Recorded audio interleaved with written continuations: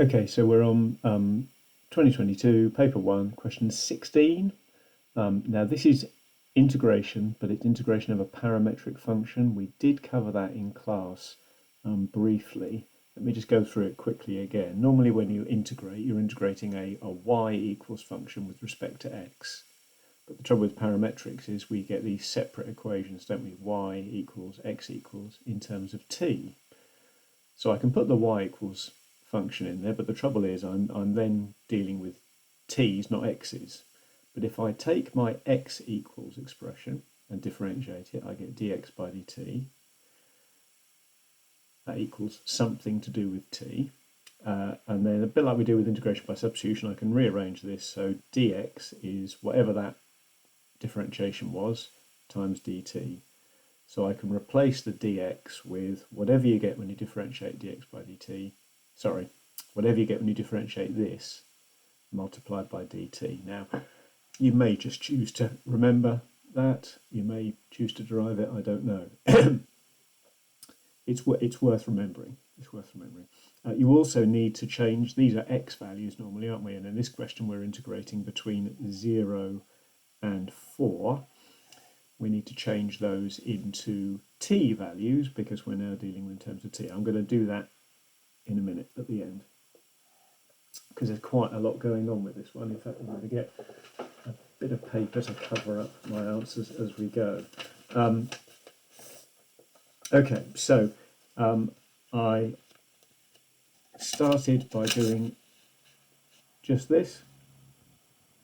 So I put in the y equals function. Y is 2 sine 2t plus 3 sine t. And then I took the x equals function and rewrote sine squared t as sine t squared because I want to differentiate it. So you multiply by the power, reduce the power by 1, and multiply by what you get when you differentiate the brackets. And I plugged that in there. And at that point, I felt quite good because I multiplied out this. So I did that times that and that times that. And straight away, I got what I wanted. Well, at least half of what I wanted, or a third of what I wanted in the show that question, part A. The trouble is this, I got a bit stuck, and in fact I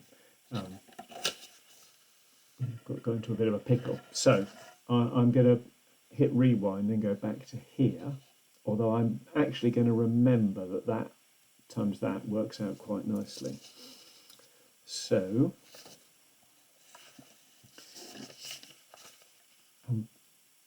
rewritten, remember I had a moment ago I had 16 sine t cos t. Well, I remembered that sine 2t is 2 sine t cos t.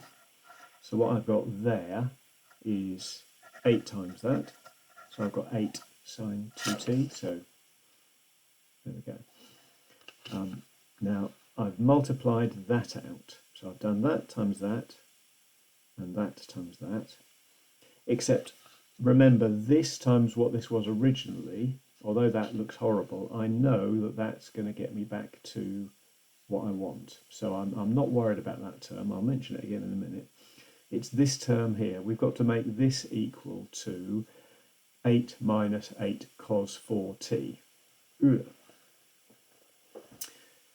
Again, a bit of a trick here. It's all about the double angle identities. So cos 2x, that's the one I always remember. I don't remember the others. And from that, I've derived that one, and I've rearranged it to make that. Now, I haven't got x here, I've got 2t. So I'm going to replace that x with 2t, which means that 2x becomes 4t. So 2 lots of sine squared 2t is that. I've actually got 16 lots of sine squared 2t in this. So it's going to be 8 lots of that, which you'll already hopefully be realising is what we're after. So this becomes this. This, if I go and replace that back with 2 sine t cos t, which is what it was originally, becomes that. So I've made this equal what they wanted me to show. Bit messy, but you know, I guess we're playing with the big boys and girls now, aren't we? I haven't forgotten my x values, so at the moment I've got 0 and 4 here, which are x values. I need t values because we're now working with respect to t. So I go to my x equals parametric equation. Again, writing sine squared t as sine t squared. I do a little bit of algebraic jiggery pokery. They're both positive, so I don't need to worry about plus or minus. And then I just substituted my two x values in. Obviously, to work out t, I need to do shift sine of the square root of x over 8. So shift sine of square root of 0 over 8 is 0, and shift sine of the square root of 4 over 8 is pi over 2, remembering that whenever we integrate and differentiate with trig, we need to make sure we are in radians. Okay. So I've, as required, I've done part A, fairly hard work, but there we go. One thing I would say, do you remember where I got stuck here? If I got stuck there and didn't know where I'd go, you absolutely bet your bottom dollar I would therefore put equals, and then I would just write what they want. Now, I probably wouldn't get full marks because I haven't, you know, demonstrated how that equals that, but I've got half of it there, and you know, that's better than that. So certainly if you get in a show that question, you get so far and you're not sure how to take that final step, be bold, be confident, say, right, okay, that equals that. I'm not sure why, but that's what you want, so that's what I'll write. You're going to get some marks for it, aren't you? Okay, we need to integrate it. And if you're watching this video having first looked at the way the Maths Genie does it, you might be relieved to hear I've got a slightly easier way of doing it. Well, certainly it's a different way of doing it. On Maths Genie they do a double substitution, which didn't really appeal to me, but there we go. Hopefully I'm about to show you a way that's slightly easier. The first two terms we can integrate. Okay, 8 becomes 8t, cos 4t becomes sine 4t. I don't know why I've divided by 2, I should have divided by 4. Divided by 4. And obviously that gives us 2. And it's this term here that I don't know how to integrate. So I'm sort of effectively integrating this on its own, and I'm putting the 48 outside the integration sign. So I want to integrate this. So there we go, I want to integrate that. And I'm going to use integration by parts. Now, do you remember the integration by parts formula is on the formula sheet? And you set up your windows so that one thing goes here, that's your u, and then that's your dv by dt.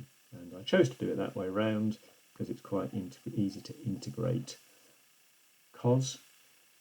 Integrating sine squared is possible, you have to use the double angle identities, but it's fiddly. It's much easier to differentiate it, multiply by the power, reduce the power by 1, multiply by what you get when you differentiate the brackets. And then I'm going to use my integration by parts formula, so it's that times that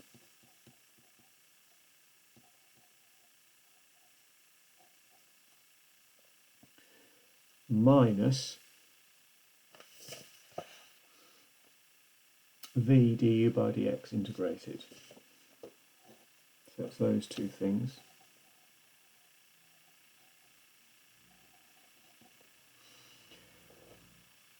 Now that sounds a bit familiar.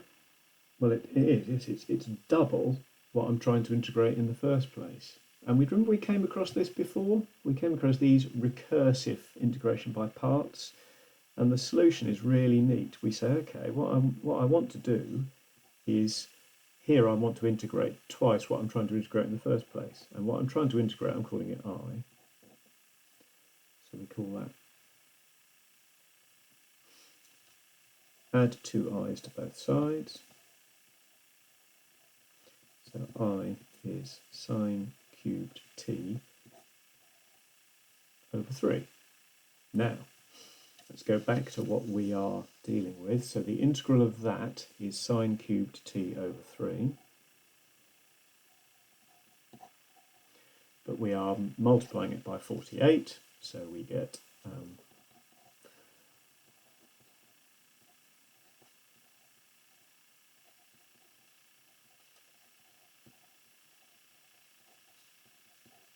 and that is between 0 and pi over 4. And I'm hoping at that point that you can substitute the values that you need to substitute in correctly, and I'm hoping that that will get you to what you are after. Anyway, the mark scheme's got the final solution to that. So that's a really tough question, yeah, that trick in particular. You could have used integration by substitution like Maths Genie did. I think that my way was a little bit quicker, but it did involve using that I equals trick. There we go. Hope that's as clear as it possibly can be. It's question 16 on an A-level paper. We're expecting it to be hard. Well done if you got that far.